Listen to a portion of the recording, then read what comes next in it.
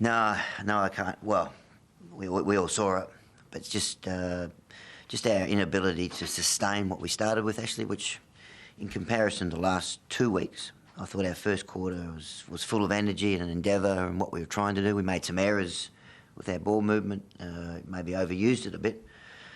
But the second quarter was poor, and we've seen that as a bit of a pattern this year, quarters of footy.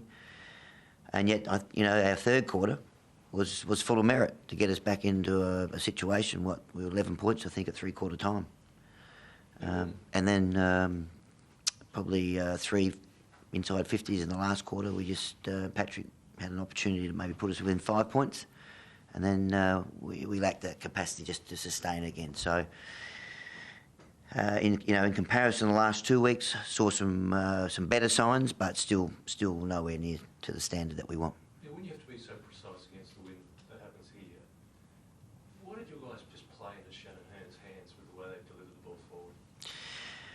Yeah, well, I mean, he played it really well. And so we're trying to get more people around the stoppage. We're trying to do some better work at stoppage work. And you blokes gave him time to even read the play. Yeah. At which point you get kicked. Yeah, no, certainly when we did get it in the midfield and went forward, his positioning was outstanding, and we spoke to our forwards about how to position themselves to try and cut him out better. So.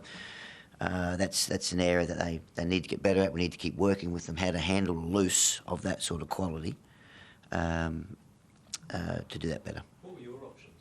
If they weren't going to do it in terms of as players, what were your options? Well, our options, which we reverted to after half-time, was going to play even numbers in the forward line. So, which means we took away some of the balance that we wanted at stoppages. So we had to give something there to try and get back some even numbers, and you could argue that probably had a desired effect, because all of a sudden maybe our third quarter was our best quarter when we're yeah.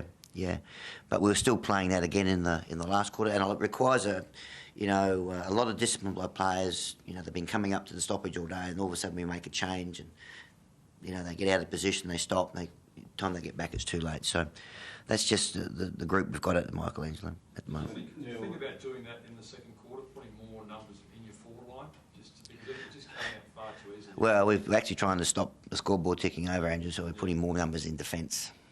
It was just streaming through there, so it was more the other end of the ground that we were trying to plug, and basically concede about scoring. Yeah, we knew that was going to happen if we did go forward, but it was just streaming through the midfield and into defence. So. Neil, how did you see the team's efforts in the clearances? I thought we started really well.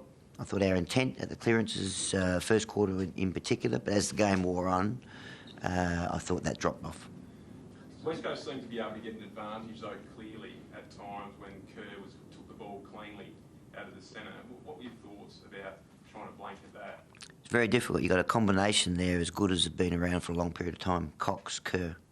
If I take you back to used to be Cox, Kerr, Judd, Cousins. Now it's Cox, Kerr. So they've got a great working relationship. They've had it for 150 games, and hopefully we can get that sort of partnership at some stage in our footy club. So Neil, in terms of the four-quarter effort, yeah. Would you see today's game as an improvement, marking time, or continuing to fall away? Compared to what we've served up in the last 2 weeks, John, I thought it was take the 2 quarters, the first quarter and the third quarter. I thought they were our 2 best quarters for the last 3 weeks. We certainly haven't seen that against the Brisbane Lions out here, and we didn't see it against the Kangaroos. So, in terms of the effort and the intent, an improvement in the last 2 weeks, but still a long way off. So we just got to make sure that we don't settle for 2 quarters here and maybe and that sort of thing. We need to keep pushing hard. You talk about working on that to be able to have a sustained performance. What exactly do you have to work on for the players? Well, it can be a mental concentration. I mean, guys are out there trying their absolute hardest, and particularly the younger guys. I mean, you've played enough footy to know that when you haven't played a lot of games, you run out on the ground, you're just sort of in survival mode to a certain extent, individually, let alone have to concentrate on team plays and structures. So that's, we're doing it for a period of time today, and did it really well. But in contrast, our two poorer quarters sort of take that gloss away from us. We're in a situation. I still believe strongly in this group, Michelangelo, absolutely. But the period we're going through at the moment is really testing them, because with Kurt getting injured today, and with Stevens not playing, McKay not playing, Porplesia not playing, Davis not playing, Walker not playing, the squad that we had at the start of the year is becoming depleted. So in terms of the talent, absolutely. But this is a really testing time for our footy club, and it'll be a really testing time for this playing group as well, because we can't keep getting injuries like that situation. Does it feel like finals are gone now? Sorry? Does it feel like the finals hopes are gone? Well, we can't, at the moment, we can't sustain quarters. Yeah. Quarter after quarter after quarter, and to play finals, you've actually, as you know, you've got to win some games on a trot, and we're not playing good enough football to even win games on the trot at the moment. So what do? You look short term from here? You look in blocks of 2 or 3 matches, or how do you approach? No, you just keep. It's not a matter of blocks of 2 or 3 matches. It's game. Let's see if we can get 4 quarters of highly intense competitive footy to start with. That's our block. Okay, that's where we go to, not blocks of matches. Like 4 quarters of footy is where we're starting. So until mathematically you can't make the finals, we have an obligation to keep pushing really hard, and we will in that area, no doubt. They worked pretty hard today, I thought, for most of the game. Is the team, given the injuries that you've got, just not good enough now to match it with the better teams in the competition? Oh, no doubt about that, Andrew. Yeah, absolutely. But that's why we've got to. We recognise that the last 2 weeks were really poor. Really poor. We spoke about spinning the wheels and not making any forward movement. Today I saw 2 good quarters of footy with the side that we've got. And so we need to make sure that whilst we're still quite demanding on ourselves, that we recognise what happened in the first quarter and their capacity to regroup at half-time and to get within 11 points and possibly, within a 5-point situation. You end up losing by nearly, 40 points again. So that's where we need to have a balance in some of the things we did well today versus, the poor play.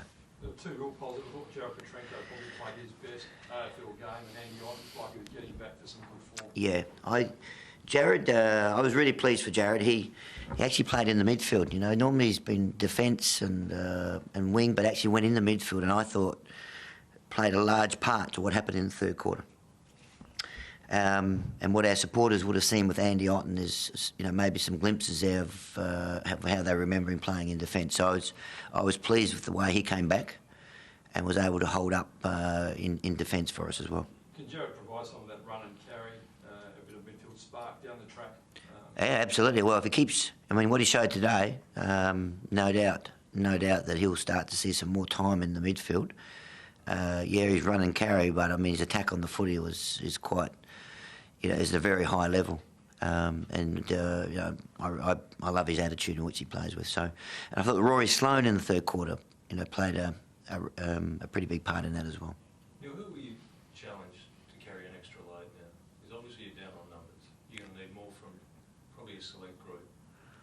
Who do you challenge there? Yeah, well, I think, we've got to use this time, Michelangelo. We've got to challenge the younger group.